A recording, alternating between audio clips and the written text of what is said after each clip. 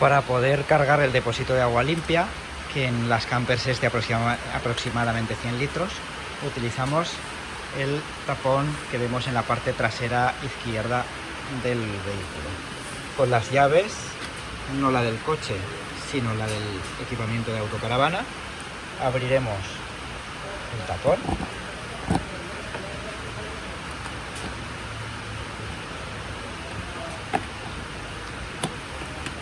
Abrimos el tapón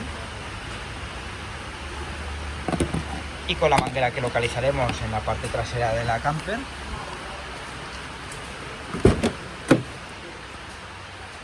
conectaremos la manguera mediante el conector al punto de toma de agua del camping o del área de autocaravanas y introduciremos la manguera en el tapón, en la apertura del depósito de agua limpia.